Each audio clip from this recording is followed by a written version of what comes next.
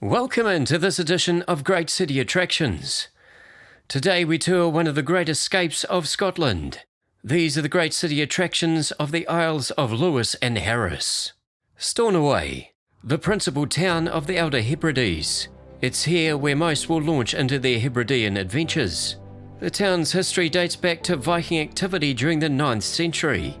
Sites worth taking in around the town include Lewes Castle and the adjacent museum, which is known for showcasing much of the vast history of the Outer Hebrides. Butt of Lewis Lighthouse. Situated at the northern tip of the Isle of Lewis, the lighthouse here proves a popular spot for tourists. The main lighthouse was completed in the 1870s under the guidance of the famous engineer David Stevenson. It has employed automation from the late 1990s onwards. The main talking points of a visit here would be the beautiful and rugged natural vistas, the crashing seas below, and some amazing nearby beaches. Callanish Standing Stones. The Orkney and Shetland Islands have them in droves, and so too do the Outer Hebrides. The Standing Stones of Callanish are arguably the most celebrated of the Isle of Lewis and Harris's tourist attractions. The Neolithic period saw many of these circles erected, with understanding for the construction of such sites debated to the current day.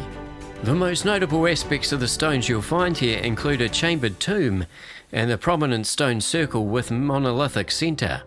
There's also a popular visitors centre nearby. Luskentyre Beach.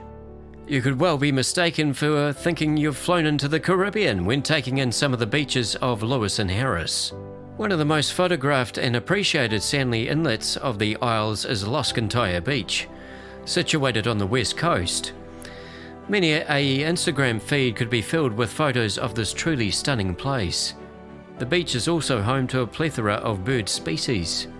If you're enjoying the video, feel free to subscribe to the channel below. Dun Carloway Broch, another of the major historical sites of Lewis and Harris and a major tourist attraction. This is one of the best preserved examples of a broch that one could see. The broch is thought to have been built in the 1st century, while the purpose of such structures has always been a point of various non-ending discussions. This particular broch was one of the first in Scotland to be declared a historical monument, hence the high level of preservation. Mangersta Sea Stacks. A drive to the west coast of Lewis should include taking in this wonderfully rugged natural landscape. It might take a little time to walk your way there, and you'll most probably be fighting the wind all the way, but the scenery, beautiful and brutal in equal measure, will be well worth the effort. The nearby Mangersta Beach is also worth a trip too. Tarbert, the main community of Harris. This will be one of the major stops on the Isles for anyone interested in the famous Harris Tweed clothing brand. There's also the Isle of Harris distillery on hand for those that like a drop of gin, while the Tarbert Hotel has been established here since the 19th century. Blackhouse Village and Iron Age House. Situated on the west coast of Lewis, visitors take in a number of restored thatched roofed cottages here.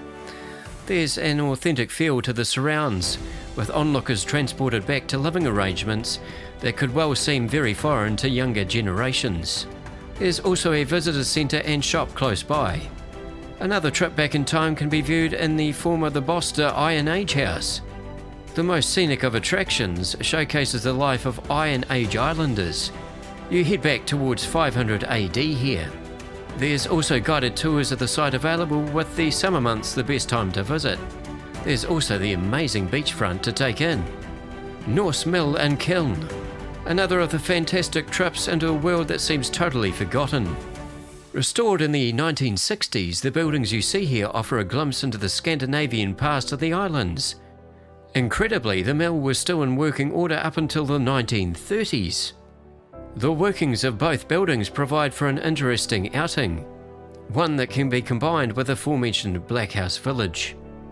That concludes this episode of Great City Attractions. Subscribe to the channel. What's your favourite thing to do when visiting Lewis and Harris? Comment below.